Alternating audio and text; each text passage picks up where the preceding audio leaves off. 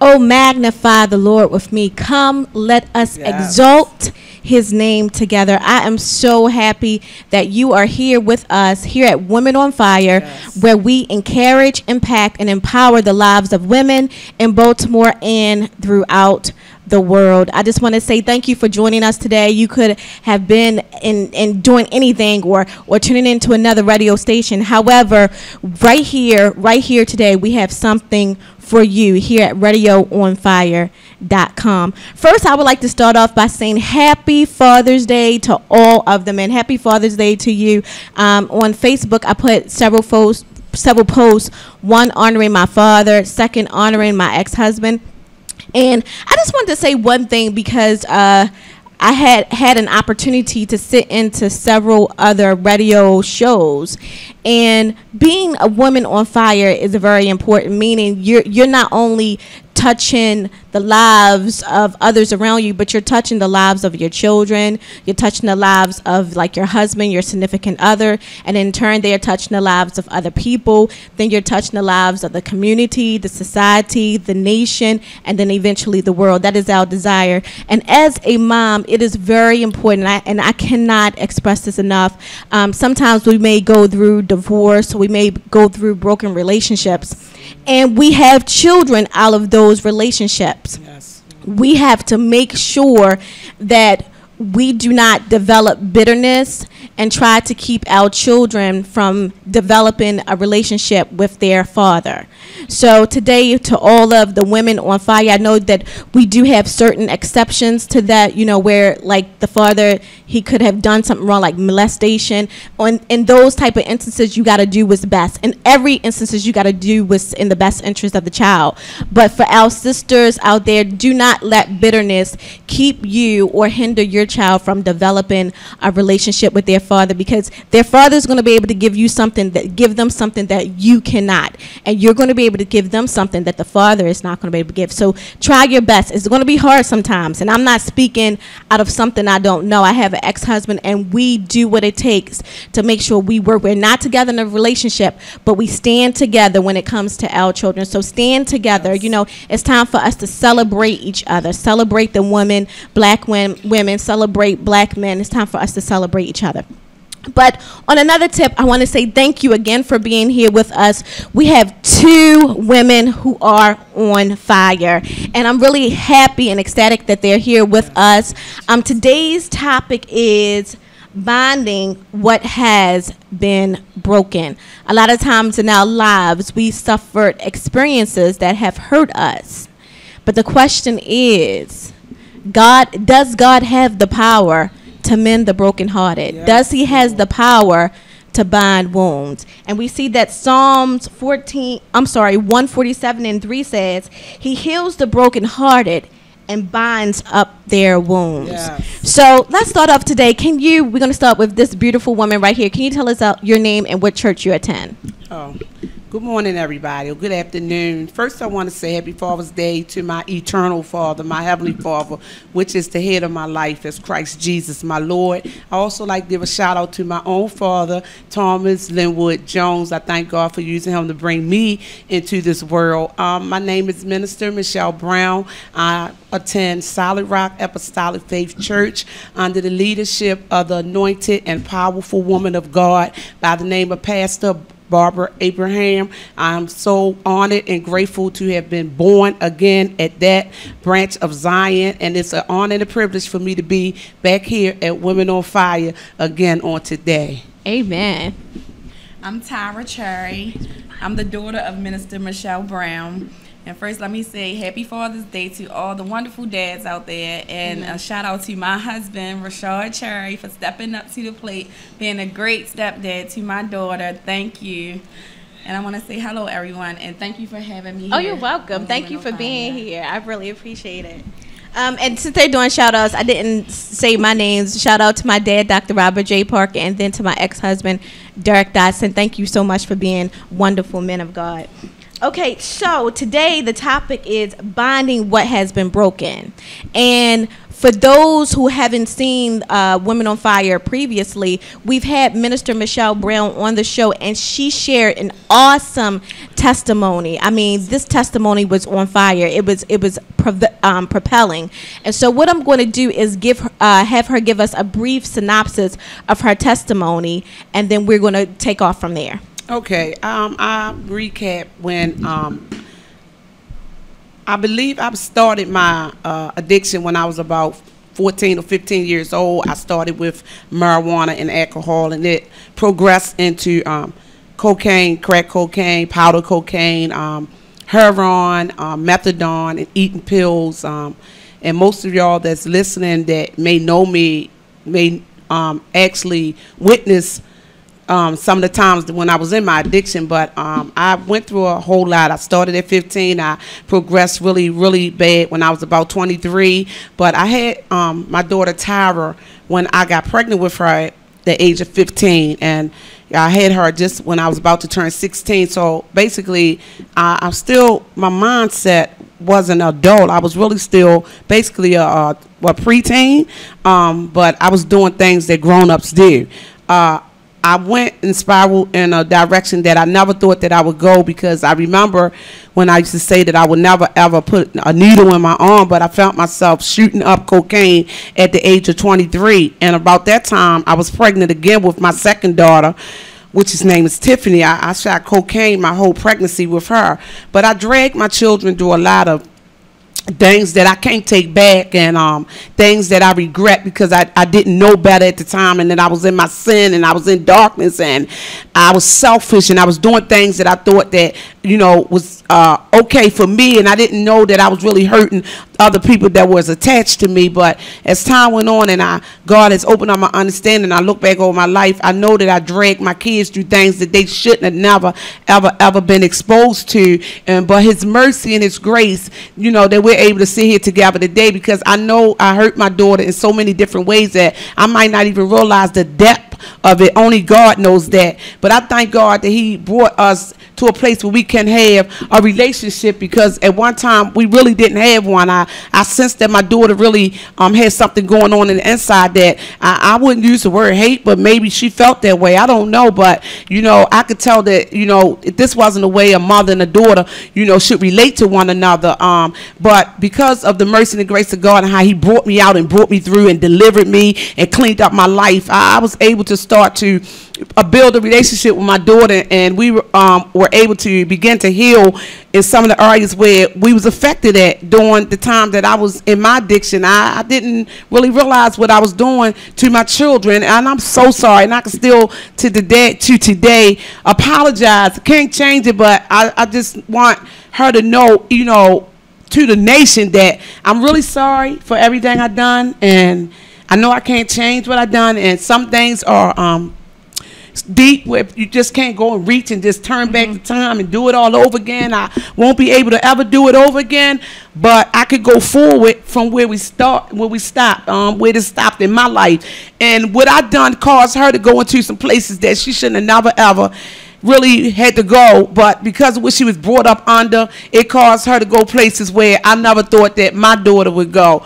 But God still gets the glory out of everything, because we're still here, and it could be a whole nother way. You didn't have to be here today, and I just thank God for that. Question. I'm gonna ask you a couple of questions just to paint a picture to the audience, so they'll be able to know.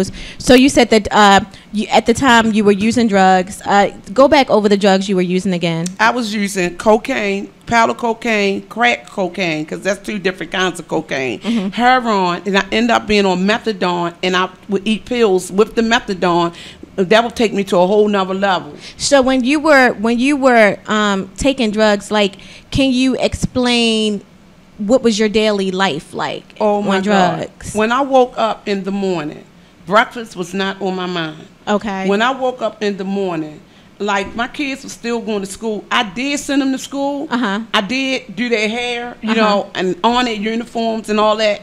But the rest of my day was focused on how was I going to get high. Okay. And I did not always have money to get high. Okay. So I had to think about how I was going to get money to get high. And once I started getting high that day, however I got it, the rest of the day was off to the races, because once you get started on cocaine, once you take that first hit that day, you want it for the rest of the day. It's no stopping. Nothing can stop you. You don't be in the house trying to think what you gonna fix your kids for dinner. You understand what I'm saying? And Tyra was 8 years older than my second daughter, so a lot of responsibility was felt on Tyra, because she would have to maybe fix her sister something to eat, because I was trying to do what I was trying to do. Okay, so you were in that state, and you had how many children at that time? 2. You had 2 children, and you said Tyra is 8 years older than your other. So how old was she at that time? Well, when Tyra started watching her little sister while I ran up the hill to get my drugs, she was 8 years old. So she was 8 years old. 8 years old. And so she was watching her younger sister, yes, she who was 1? Maybe in Pampers. Maybe in Pampers. Yes, okay. ma'am. And so watching her sister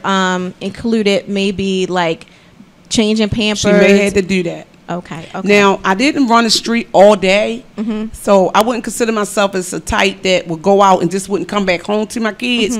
But even though I was home, I wasn't home. You wasn't home. I was in the house, but I wasn't home. Yeah. You understand what I'm Yeah, saying? definitely. I was there, but I wasn't there. Yes. So I would go get what I needed or wanted, but then I would come back home, but I still wasn't home. And sometimes I brought people back to the house that wasn't really good for my kids to even be around. Okay. But that's what I done. Okay. So Tyra, tell us what you went through. Tell us your perspective and what you went through when you were younger. I think we said you were 8 years old. It started at 8 years. Actually, why don't you start off with telling us the change? Because I'm quite sure there was a transition that you went from things being okay to things spiraling down. Actually, before 8 years old, I can't remember. Okay, speaking. A lot of things I can't remember before I was 8. Okay. It's like in the back of my mind. Is it in the back of your mind, or you just? I kind of suppressed a lot of the memories. Okay. Okay. So I can tell you from 8 years old on up Okay. to now. Okay. But at 8, I remember babysitting my sister and making sure she was good. And I remember my mom working, but in the midst of it getting high, dealing with abusive relationships, and I remember those things. Okay. And all I can remember was trying to protect my little sister. Okay. And a lot of those memories I try to suppress, because at the time, even though my mom, like she said, she didn't run the street all the time, but she would be in her room getting high. I can still remember the crack smoke, the smell of it. At 8 years old, I was molested by one of my mom's boyfriends. She never knew. I never told her until I was about 18. Okay. But all I can do was try to protect my sister so that he wouldn't touch her.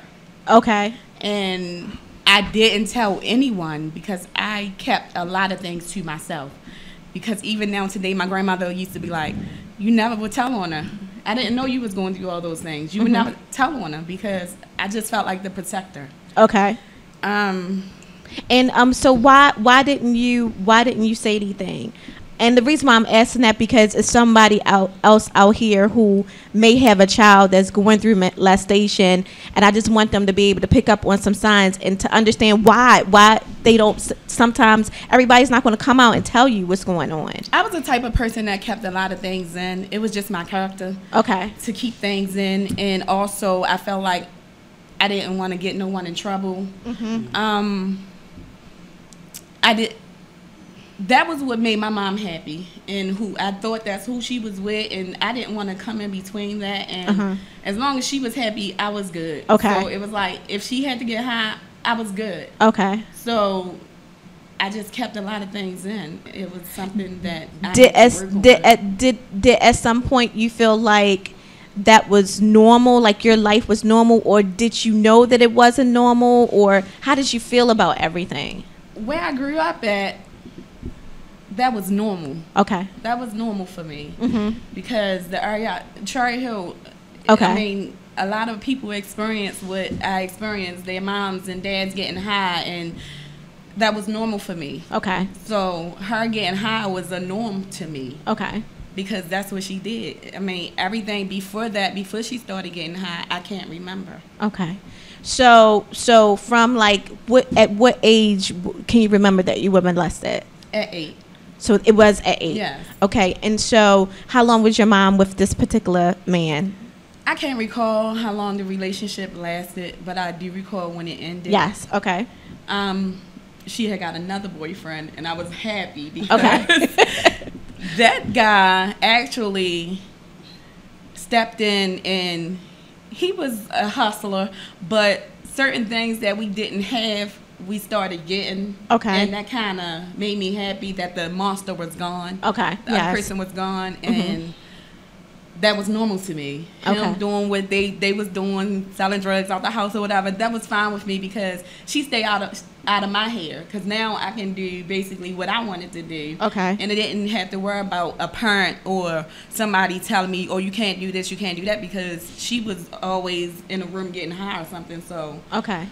So were there any, other than taking care of your sisters, did you have any other responsibilities, like maybe like your grades in school? School was my safe haven. Okay. So I loved school. I made sure I had good grades. Yeah. I made sure I didn't get in trouble because I didn't want to get embarrassed. I didn't want my mother to have to come up to school because I was embarrassed by my mom. Okay. So I made sure I did what I had to do in school so she would never have to come. She only came probably like when I graduated or something like that. I never had her call up.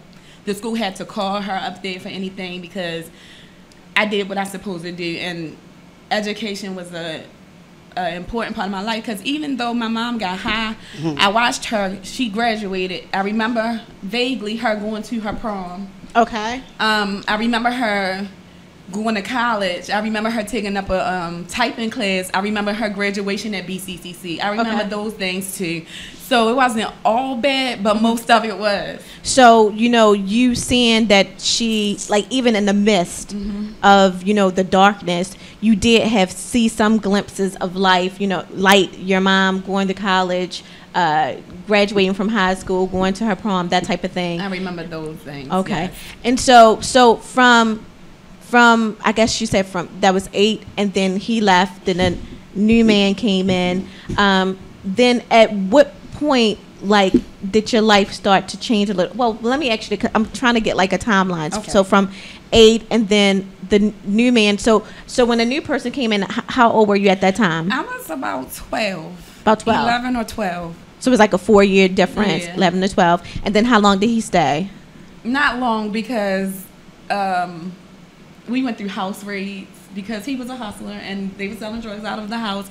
I remember coming home from elementary school and people stopping me from coming home because the police was ramshacking our house. So you talking about a house raid where the police comes in, knock the door down, tear your furniture apart, rip your house apart in shambles, and everybody in the house in handcuffs and people waiting outside to see who they bringing out. Oh, wow. Okay. And so at that time when that happened, how did that make you feel? Was that considered normal, or how did that make you feel, the police raids? I really didn't understand what was going on. I just seen stuff like this on TV. Okay. So, like, when it took place, I was scared for my mom. I'm like, I don't know what's going to happen to her. Because even though she was doing what she was doing, I didn't understand at the time that this drug epidemic, how serious it was, and that I didn't understand her getting high. I just knew my mother got high. I didn't understand to the depth of it, like what was going on. Exactly. And when the police raids came, it was just like something I would see on TV. So it's kind of exciting and scary at the same time. And so, okay, so then that happened. So you say he got incarcerated, right? He was incarcerated. Yeah. So he was out the picture. My mom was incarcerated too. Your mom was incarcerated too. Yes. So for how long? She was gone that I can remember probably about 2 weeks while she was waiting to go to court or something. So what happened to you and your sister for those 2 weeks? My aunt, I always had one of my aunts lived at the house.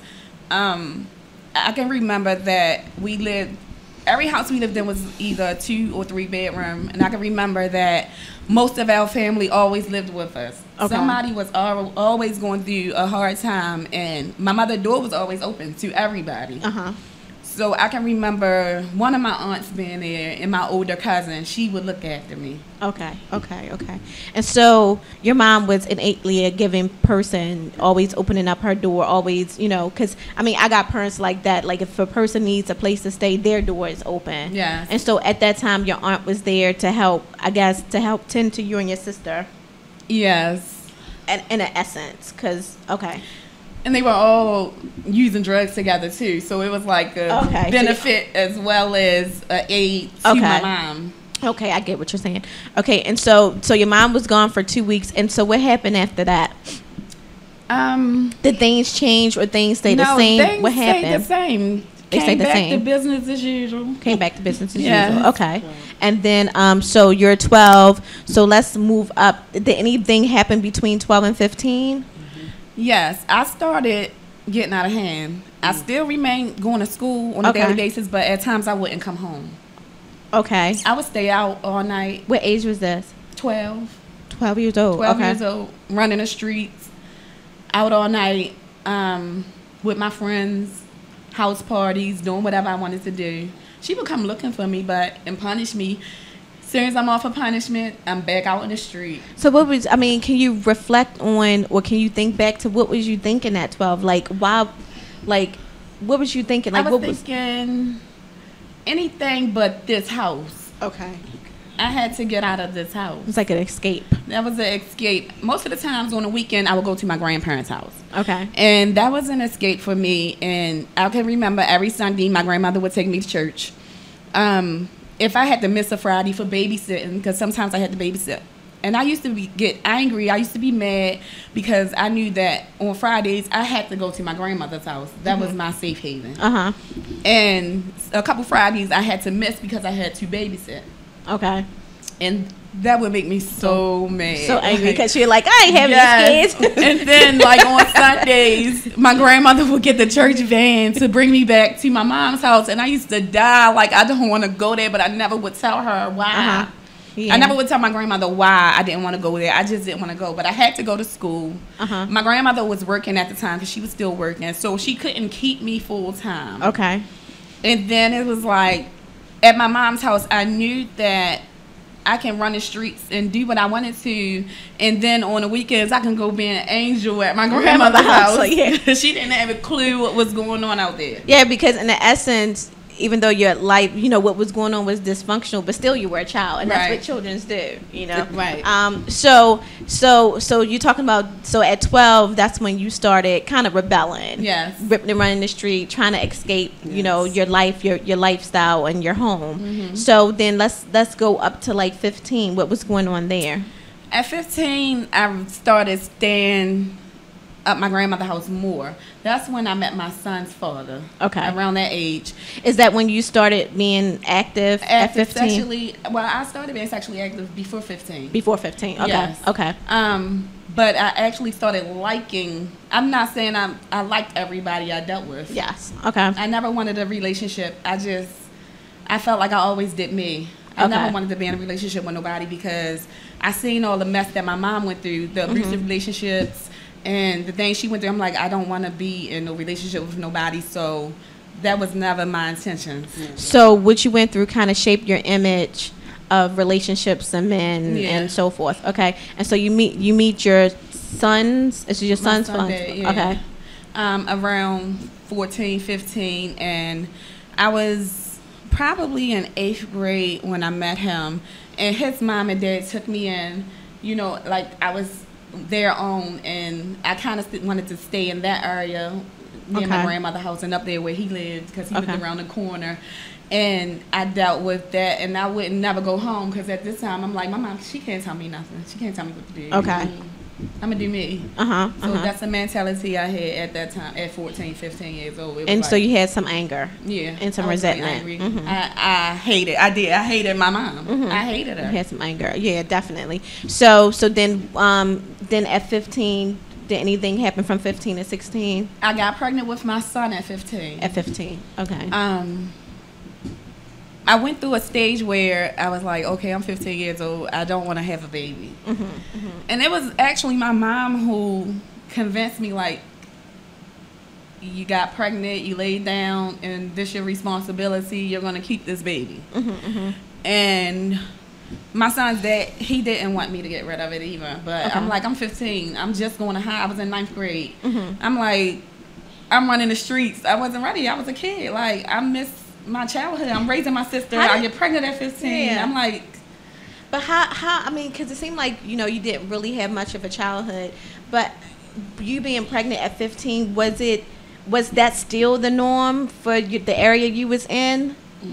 It was a generational curse. Okay. My mom got pregnant with me at 15. And then I turned around and got pregnant at 15. So, and then a lot of people, like in my neighborhood, was having babies. So they was getting pregnant too at 15. Yeah. So in in the area, that the atmosphere that you was in, that was normal. Yes. Okay. Yes. Okay. And so you got pregnant at 15. So that's from 15 to 16. What happened from there? In the midst of everything, I still went to school. Okay. I actually got myself enrolled in Paquin. And Paquin, for those who don't know what Paquin is, it's a high school.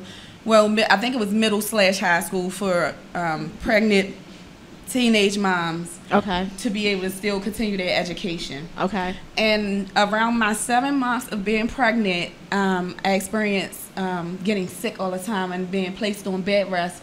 So I couldn't continue going to school. And the school was supposed to send me a home tutor, so I could finish my school year. That never happened. And being as though my mom was doing her thing, my education wasn't her concern, she didn't press the issue. Okay. So when I had my son in April of 95, when it was time for me to go back to school in September, they dropped me off a roll. Which they wasn't supposed to, because you're not supposed to be dropped off of Baltimore City school rolls back then until you was 16. Okay. And I was trying to take care of all this business myself. Okay. Going up to school, asking them why they dropped me off roll, trying to go to the Board of Education. They're like, you're not old enough. You're 15. Like, where's your mother? And it was like I couldn't tell my grandmother because, like I said, I wasn't a rat. I wasn't going to rat my mother out. So exactly. It was like I was trying to handle everything by myself. But they wouldn't let me back in. So I went and found a GED program in my area. It was Our House Family Support Center. They have a center up at the rental office in the Cherry Hill community. Okay. And they took me in. Okay.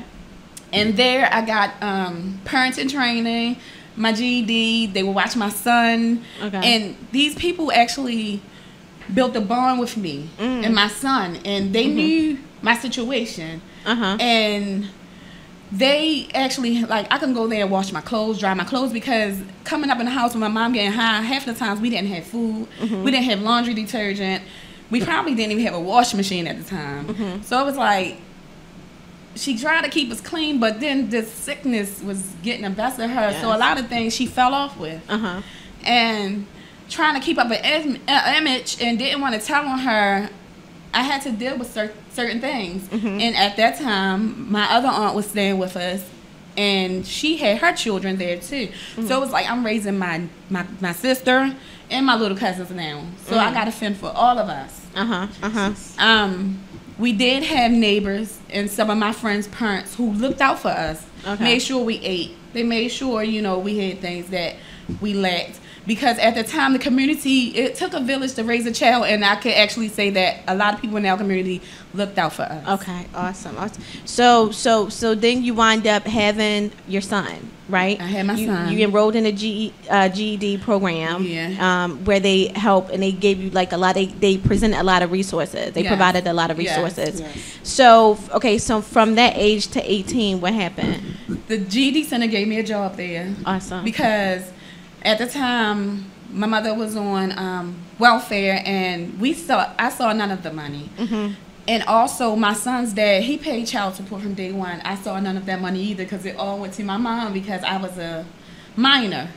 So she was the adult, so everything was in her name. So my son's dad and his parents, they made sure my son was straight when I didn't have, whether I had or not, they made sure he was good. Okay. They kept my son on every weekend, never missed one. Okay. So it was like, they really didn't know what was going on at home, but they knew something was going on. Okay. So you never disclosed what you were going through at home? I kind of kept my mother's, whoever didn't know my mother, if you knew her, you knew her. If you didn't, that was her business. Exactly. Yeah. So. So you were really loyal when it came to your mom. Yeah. You were really loyal. You were angry, but when it came to loyalty and love, you love your mother, but you were angry. Yeah. You love your mother, but you were loyal, and you Yeah. weren't going to write it out. So when you got older, so now you had a child at 15. So say for instance now you in your 20s. 18. So you had a child, another No. child. At 18, I gained full custody of my cousins. Okay, go back. I missed all of that. Okay, I told you that my aunt stayed with us. Yes. And her kids was with us. Okay. And I had to look over all the kids in the house because I was the oldest. I'm my grandmother's oldest grandchild. Okay. Um, Okay, so at this time, how old are you at this time? I'm 18. You're 18, okay. In the meanwhile, I'm going to skip. In the midst of that, my grandmother had to move away with her husband. They moved to the West Coast. Okay. So it's like now I'm the head of the household. I'm the head of the family because my mother and my aunt was out of their mind. Okay. Oh my God. Okay. And so now I'm raising the children. I'm a child raising children. Okay. So I had to So how did this full custody come into play? my cousins was on the verge of getting put in child protective services. Was going to take them. How many was it? My aunt has 5 children altogether, but my grandmother was able to get 3 of them. Okay. And I had 2. Okay. 2 of the girls. And I went to court. I met up with their social worker and their guardian ad litem, and they gave me custody because they feel like keeping families together was what was important. Exactly. Versus them taking them and putting them in foster care. Okay. So God actually worked it out because I had left for a little while and went to the West Coast with my grandparents. Okay. But my son was still here with his dad. Okay. So I had to come back. Like, I couldn't just stay there, even though I wanted to because everything was lovely over there. Okay. I had to come back to Baltimore because my son was here. I couldn't just leave him. But I had to get my son out of my mother's household because they were stealing from me. They were stealing my son's clothes, selling them. I mean, it was just terrible. Like, And so you eventually I got the away. living conditions were dysfunctional. Yeah. So you finally got custody of the other children who was in the house, 2 more children that was in the and house. God blessed for me to get my own house. And God bless you for you to get your own Yes. house. Okay, so you got your own house, And they gave me custody of my cousins. custodies of your cousin. Mm-hmm. So what age is this at? Like I'm 18. So you're still, all of this is in 18. Yes. All this in 18. Okay, so then after that, going forward, anything happened between 18 and 25? I had my daughter when I was about 22. 22. I had okay. a daughter, and in the midst of all of that, having custody of my little cousins, I got pregnant with my daughter. And But let me ask you this question. Looking back now, because right now you're married, right? You're happily married. Yeah. You've been happily married for 2 years, Yes. right? And looking back at your previous relationships, did all of the dysfunction that happened have play a role in relationships prior to your husband and the relationship with your husband? it played a role in creationships prior to my husband because I never had a boyfriend. Okay. They were just whatever you wanted to call them. Okay. Or whatever. Uh-huh. I never wanted to be actually in a relationship because even though I dealt with these guys and I had kids by these guys, I was just doing me. Like, that's just what it was. Okay. And I never wanted to be in a relationship. It wasn't until 2008 I had moved away to Virginia, came back because I was trying to get away from my daughter's father because I was in an abusive creationship. So you was in an abusive relationship With my daughter's... Okay, let's go back to that now. Okay. So you had your daughter. What age was your daughter? I had my daughter when I was 21 or 22. 21, 22. Yeah. So you met her father, and you found yourself in an abusive relationship. Yes. How abusive was it? Was it physical, Physically, mentally, emotionally? Emotionally. And how did you get out of that? I moved away. How long was you in that abusive relationship? Back and forth for about 4 years. Back and forth for 4 years. And looking in hindsight, like, what? Let me say, because I know a lot of times you get in, women get into abusive relationships because of their perception of love, Like, what was your perception of love at that, going before you met your husband? It was a lust thing. Okay. I thought I loved him, but it wasn't until an incident happened with him, and I realized I never loved him. It was lust, and it was the excitement of everything that was going on. Because even though I was in an abusive relationship, the money, the activity, the drug, the partying, all that excited me. So he was he a hustler? Yeah. Okay, so he was a hustler. So you still back in this that generational curse. In that drug lifestyle again. Okay, okay. And so how did you get from out of that? I left Maryland and moved away to Virginia. Okay. With me and my daughter. I picked up and left everything. Just me and her. I took me and her now clothes and left. Okay, okay. And that was me getting away from him. Did you have any money? I didn't have nothing. When I left, I have an aunt that lived in Virginia. And I stayed with her until I got back on my feet. And I left with nothing. It was like I had to go, or either I was going to die. Yes. Okay. Okay. So it was like you knew that this was like you had to go. I had to go because even me leaving him alone and start dealing with another hustler, I had them in situations where they were beefing with him and back and forth, and it was just too much for me. And you knew it was time. It was time to go because somebody was going to get hurt. So, when did your life, with all of this, with being molested, with taking custody of your aunt's children, with having a child at 15, with being in a relationship, abusive relationship, when did your life start to take a turn without the dysfunction? When did you start to say, okay, this is it? And how did that come about? Well, in 2008, I came back to Maryland because the conditions never got better for me in Virginia. Okay. I felt like I couldn't progress down there. I felt like I got worse. Even though it was just me and my daughter, the situation never got better for me. And when I came back to Maryland, I was homeless. And I can remember having to send my daughter to either her godmother's house or one of her father's girlfriend houses. Because he has like 20 kids and a bunch of baby mamas. So I sent her somewhere just so I can find us a place to stay. Okay. I could have went and stayed with my grandma because at this time she was back in Baltimore, but she wanted me to go to church and I didn't want to go. Okay. So I didn't want nobody to put stipulations on me. Okay. Because I felt like my door was always open. Yours should be to me. Okay. Without stipulations. So I didn't want to stay there because I didn't want to go to church. Okay. An incident took place in 2008 where I lost one of my friends on New Year's. Okay. Linwood Cover, may he rest in peace. I was supposed to be at a party that he attended. Okay. And it was at the same night my grandmother told me I had to either go to church or I had to leave. And I left. Okay. And I called one of my friends down in Virginia and told her to come and get me because I had to go. I was homeless and I wasn't going to church. And so I was skipping the party. She came and got me. I went back to Virginia. By the time I got back to Richmond, I got a phone call saying that my friend had got killed. This party I supposed to attended, I would have been there when he died. And when I left Virginia, came back for the funeral, I stayed here. I ended up, one of my associates ended up renting out her place to me. I thank her for that. And I made it from there. But I was smoking weed. Okay. I was popping pills. What kind of pills? E-pills. E-pills, okay. Nobody knew. I kind of kept that to myself, but I was smoking weed and everybody knew that. Okay. Because I didn't think I thought smoking weed was normal. Let me ask you this question.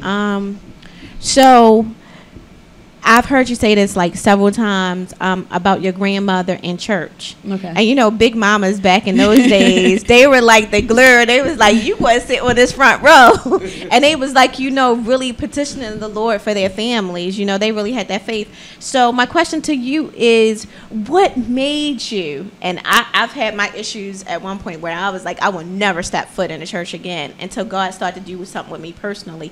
What made you at that time? Why didn't you want to go to church? Like, why was you pushing church away so hard? Because everything was strict. You couldn't do nothing at church. Okay. You couldn't go to the movies. You couldn't. I mean, it was too strict for me, and I wasn't ready for that. Okay. I wasn't ready. Okay. I was running the street. So you was like, I'll do the street, but I'm not doing no church. I would go on a Sunday, but I didn't want to. They went Sunday, Tuesday, Wednesday, Thursday, Saturday. I was in there Saturdays too. Yeah. Okay. So at this particular point, you're back in Baltimore. Yeah. Your life is spiraling down. So it's still going down. Okay. Yes. So when does it start to go up? Okay. I got to the point where I looked at my children, and I'm like, I didn't never want to be the person that my mom was. Okay. And I couldn't do this to my children. Mm-hmm. And I had my mother, because now she's clean. Mm-hmm. I had her in my ear. I had my grandmother in my ear. And so at this time, okay, let me go back. So at this time, now, because I got to highlight. At this time, you're spiraling down, but your mom is starting to spiral she up. Okay. And I see the happiness in her life. And I know where she came from. So when I would look at her now, she's driving. She got a job. She going to school. She doing her thing. So you start to see a drastic change for the best. Change, yes. Okay. Yes. And then she started to try to go back and mend? What happened? No, she was pounding. That's right. She was pounding. Oh, you got to get yourself together. I'm looking at her like, what? I didn't want to hear nothing she had to say, because I still hated her. Because you were still angry. I'm grown now. You can't tell me what to do. Mm-hmm. You're too late. Mm-hmm. Try that with my sister. But out of her love for you, she kept pounding me in my ear. That's right. I would stop speaking to her. Like, I'm hanging up the phone with you. I don't want to hear it. I don't want to talk to you. Get out my ear. You can't tell me nothing. Yeah. And so let me ask you, so what are you thinking at this time? You know, you met Jesus, he's working on you. So what are you feeling at this time? I'm feeling like I refuse to allow the enemy to have my child. Because now I understand what was happening with me that caused me to go in the direction that I was going in. And now I see my child under the same curse that I was under, but I said the buck won't stop right here. And devil, you can't have my daughter. And even though she was rejecting me and didn't want to hear, I wouldn't give up. I just wouldn't give up. Every now and then I would just show up. She didn't even know I was coming. I would just show up where she lived at, show up where I thought she was at. I just showed up. I wasn't calling her all the time. I came face to face. And I was reaching and I was pleading and I was begging and I was begging and I was pleading. Tears would roll down my face and I was like, Tyra, please come back to the Lord. Come to the Lord, please. This is what he done for me. And eventually, at some point, she gave in. To God be the glory. And she could tell the part from there. Because it did work. Yeah, but let me get back to you before she go into that. So we sat and we listened to her whole entire story. And it was like, it's heart-wrenching. Yes, it is. You know, I mean, I'm listening to it and it takes everything to keep the tears from coming out my eyes. And you are a mother and you sit here and it's like, and I can tell it's nothing but love. You sit here and you're like, she's telling the story and you're not trying to justify anything. You sitting here and you're just taking it. You know what I'm saying? Looking back, how do you feel about all that happened? Some words are undescribable. Some feelings are undescribable. You know, we hear the same words in the vocabulary, but some words are, it's something that, like, I really can't describe because I'm like, my God, because some stuff that I heard her say, I really, like, had no idea. Like the molestation. Like, somebody touched my daughter, and I didn't even know, and I still was with this person. And she never told me, you know, and even when I found out, she don't want me to, you know, even ever approach the person. I know God has the final say in everything. But I was willing, like, I know maybe if she'd have told me then, somebody would have had a murder. You know, I might be in jail right now.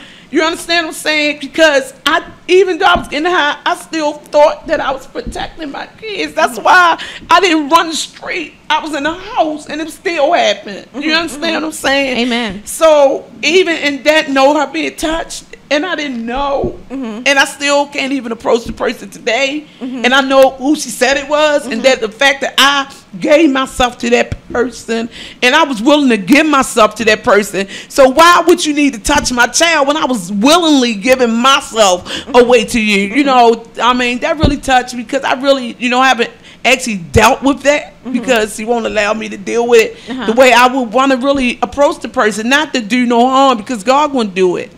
But I still want him to know that I know now. And have some type of accountability. That's what I'm saying, but she haven't gave me the okay to do that, and I don't want to overstep that for her. You understand? I don't want to overstep her. But if she would give me the green light, I would do it. But God, and it's miraculous because from all that she's been through, and she said, and from all the things, the person that you were. Now, we did see glimpses of a person with a good heart, because she said that, you know, you would try to keep them clean. You would try to open up the door and, you know, keep the door open for people who were in need, blah, blah, blah, whatever. But then we also see this drug disease that was taken over that just caused a downward spiral for yourself and for her. How in the world, to all of those are listening, how in the world do you have a comeback from all of that? I'm telling you, my only way I made it back was because of Christ Jesus. Because Christ Jesus. It was no other way. I went to treatment. I said in my testimony before. I went to counseling sessions. I went to NA meetings. I had people to come and talk to me, and people begged me, my children plead, and none of that worked. But when I surrendered, I had to throw up my hands, and I jacked, and I said, God, I need help. I can't do this. I can't take it no more. I am so done. Like, please help me. That's when my change started to take place, and I've been going forward ever since. January the 4th, be 12 years. I have not looked back. I have not picked up a drug. I have not picked up a drink, a cigarette, a stray man, haven't fornicated. I'm telling you the truth. This thing is real. It's real, and I committed my life over to Jesus, and he said he'll keep all that I commit unto him against that day, and that he will keep me, and he is actually keeping me day for day. Yesterday is gone. Tomorrow may not ever come, but this is the day that the Lord has made, and I shall be glad and rejoice in it. And I'm grateful for what God done. And so the gratefulness that flow from my heart, I'm committed to give God what he asked out of me, so that I could. This is the only way I can repay him for what he done. He saved my life. Yes, he saved my life. And you know, a friend of mine, he was just talking. He's like he's logical. And you know, the Bible talks about faith, and without faith it's impossible to please him. And to be saved, you have to have faith. You have to believe. So he was talking about miracles, and to me, that right there in itself was a miracle. And it takes me back to the story of blind Bartimaeus. You better say it. That you raised your hand. When he said, Jesus, thy son of David, help me. Everybody was telling him to shut up. Come on, don't tell me to shut up. Help Come me. on. And so you said, help me. Help me, Lord. Please help me. And he heard your cry. And he heard my cry. Amen. Oh, and my God, you know what? When I hear that story about blind Bartimaeus, I get so excited because everybody else could see, and he couldn't see. Yes. And you gonna tell him to be quiet? You can see Jesus. He only been through what he been I'm talking about. So, like, that's one of the things I really am a stickler about when I praise God. Just get out my way. Yeah. Don't hinder me. Yes. Because I know what he done for me, and I owe him. I told him that I would bless him for the rest of the days of my life. Because I understand that if it had not been for his mercy, his mercy and his grace on me, I would not be here. Amen. He blocked HIV from getting in my system after I slept with it for 16 years. Don't you tell me to shut up. Yes. I feel like blind Bartimaeus, and now I can see my way through. I don't have to grab hold of nothing outside of God anymore. The rest of my life belong to him, and I just want, like, my daughters to know and to see what God really can do, you know. And I'm so, like I said, sorry for the damage that I done to them when they was coming up. Because like she said, she was 15 when she had her son. I was 15 when I had her. So I was still a child myself. So God worked a miracle in your life, and God wants to work a miracle in yours. So get back to when did this change? This change come up? God, I thank you. I gave myself back to Christ. So how did that come about?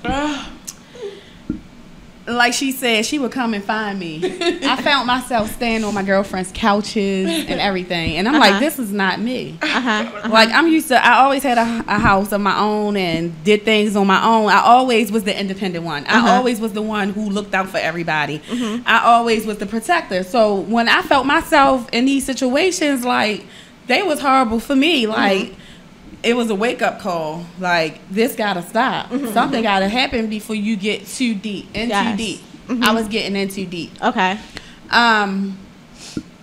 God had started removing people out of my life that was actually allowing me to do the things that I was doing. Okay. So once my comfort zone had got removed and uncomfortable, it was like something gotta give. And I ran to what my grandmother always instilled in me, which was the Lord.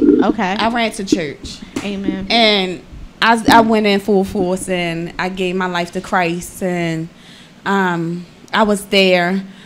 I was at church faithfully for 3 years, and I was celibate for 3 years, and I got to know me. I got a chance to learn me. So you went through the healing process. The healing process. Yes. And at that time, I was just going to church. God had blessed me with a job that I would never thought I would get. Being as though where I came from and getting a GED and going back. I went back and forth to jail several times and getting a dirty record and things like that. God had blessed me with a state job. God had rekindled the relationship with me and my daughter. Okay. He blessed me to go to school. I was going to get my degree and everything like that. And he just started opening up doors for me that man wanted to keep closed. Yes. And throughout that 3 years of me going to church heavily and faithfully, because I'm not there faithfully now, but I do maintain my relationship with God. That's what I was going to say. The key is the relationship. I maintain my relationship with God, no matter how nobody might look at it or what they might think.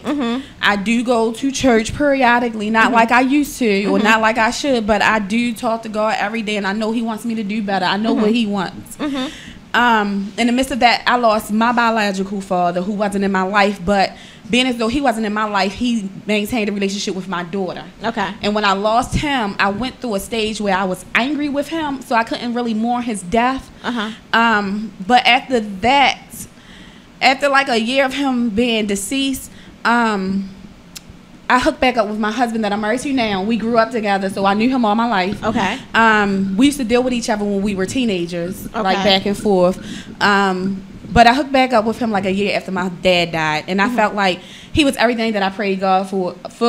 I asked God for in a man. I knew I wanted a husband, and I knew that the next man that I would be with after being celibate for these 3 years would be my husband. You know what? From what you're saying there, I could tell that a healing process took place in you from that time to you saying that you prayed, about a man and your husband. Because when we listened to you speak, you said that you weren't worried about a relationship. You weren't into love and all this stuff. But when God starts to heal you, He starts to give you the desires. He placed desires that are good for you inside of you, and He gave you a desire to have a husband. So then you meet your husband, you get married. I met back up with him, and it was crazy how it happened. I met back up with him at his grandma's funeral, and may she rest. And it was like, wow, because everything that I asked God for, He is.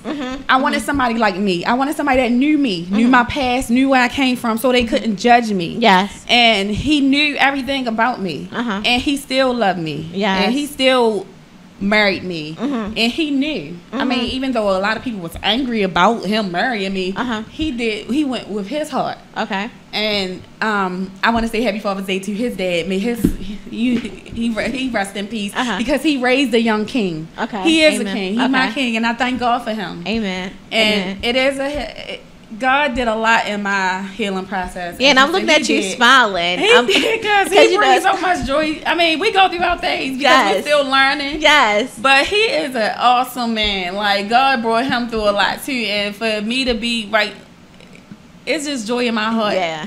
I get it. And then I'm looking at you, and then God has a way of, even when we have walls, to send that right person, and that they break down the walls without you even realizing that they're breaking down these walls. So God knows how to do those things that men don't know how to do. And mend a broken heart. Because I was broken. I was broken all up. My life was a mess. And it took for God to redo everything, and He's showing me, like, literally, people could show me things all day long, but the things that God showed me, it was like, wow.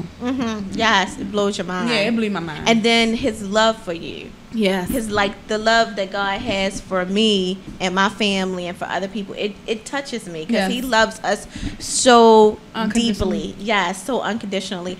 And the love that you have for her, I can see it on your face. I can hear it in your voice. And you know what? When you were crying, you know, when you were talking about your pain, but now that you're talking, I see so much strength. You know, I see so much strength in you. And I don't know what your purpose is. You may know what your purpose is. I don't know what your purpose is. But I do have a strong, Discern. yeah, in my spirit that God has something really great for you.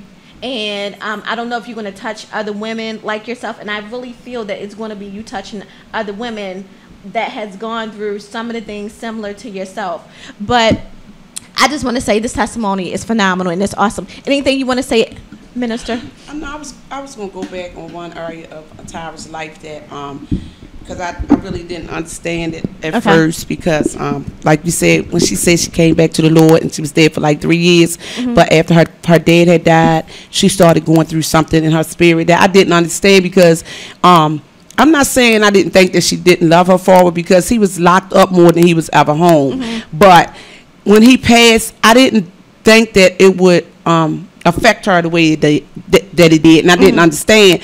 I'm not saying that